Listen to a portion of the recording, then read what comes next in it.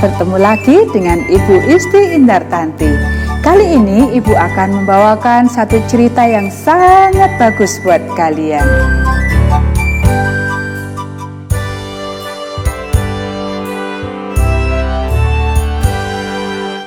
Selamat datang dalam keluarga.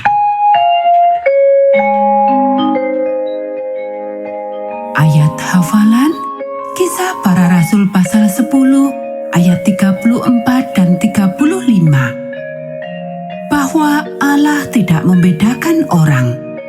Setiap orang dari bangsa manapun yang takut akan Dia dan yang mengamalkan kebenaran berkenan kepadanya. Pekabaran pelajaran ini, aku mengundang orang lain untuk bergabung dengan keluarga Allah dengan membagikan kasih-Nya.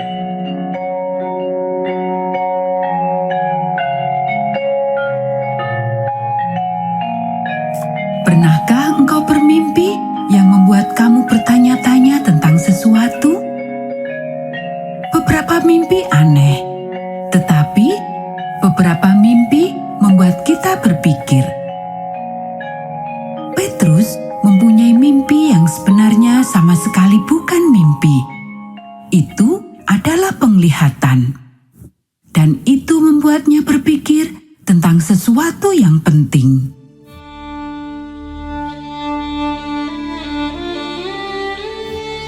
Cornelius adalah seorang perwira di ketentaraan Roma. Dia juga seorang pria yang mengasihi Allah. Karena dia sangat mengasihi Allah, dia berbicara banyak kepadanya dalam doa, dan dia berbagi hartanya dengan orang yang miskin. Suatu hari, sekitar jam 3 sore, Cornelius sedang berdoa. Tiba-tiba, seorang malaikat berdiri di hadapannya dan memanggil namanya. Cornelius. Cornelius terkejut dan sedikit takut. Dia tahu malaikat itu pasti datang dari Allah. Allah mendengarkan doa-doamu, kata malaikat itu. Dan dia melihat bahwa engkau sangat mengasihinya sehingga engkau berbagi dengan orang miskin. Allah ingin agar engkau mengirimkan seseorang untuk menjemput seorang pria bernama Petrus. Dia tinggal di rumah Simon yang tinggal di seberang danau. Kamu akan mendengarkan apa yang akan Petrus katakan kepadamu. Kemudian malaikat itu lenyap, tidak kelihatan lagi. Cornelius dengan segera memanggil 2 orang pelayan dan seorang serdadu sahabatnya yang terpercaya dan mengirimkan mereka untuk mencari Petrus. Sementara mereka pergi, Cornelius berbicara dengan semua orang di dalam rumah tangganya, kepada semua tetangga-tetangganya dan semua sahabat-sahabatnya. Dia mengatakan kepada mereka untuk datang ke rumahnya karena mereka akan segera mengadakan sebuah pertemuan istimewa dengan pekabaran dari Allah. Di waktu yang sama, Petrus sedang berdoa di loteng rumah Simon sahabatnya. Dia sangat kelaparan, namun makan malam belum tersedia.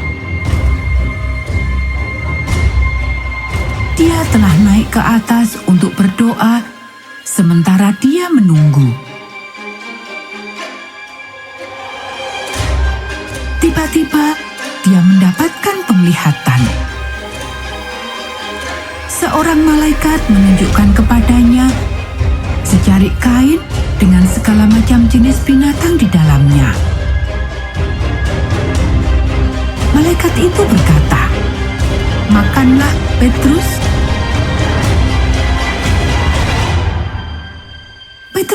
lapar, tapi dia tahu bahwa hewan-hewan di dalam kain itu semuanya adalah hewan yang tidak halal dan tidak baik untuk dimakan. "Tidak, aku tidak dapat melakukannya," katanya. Kemudian, sebuah hal aneh terjadi. Suara malaikat mengatakan dengan jelas 3 kali, "Apa yang telah Allah halalkan, jangan kau sebut haram." Petrus tahu kemudian bahwa Allah telah mengutusnya dengan pekabaran yang istimewa. Dia tahu pekabaran tersebut bukanlah mengenai memakan binatang yang haram. Petrus mencoba untuk menebak makna dari mimpi tersebut sewaktu dia mendengar 3 orang yang dikirimkan oleh Kornelius mengetuk pintu gerbang dari rumah Simon di pantai. "Adakah seseorang di sini yang bernama Petrus?" Mereka bertanya penuh harap kepada pelayan di pintu.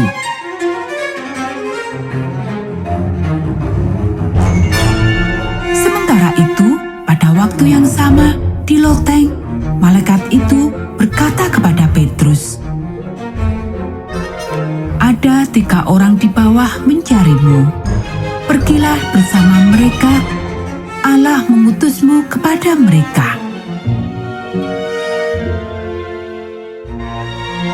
Kemudian, Petrus tahu bahwa Allah lah yang mencoba mengatakannya dalam mimpi.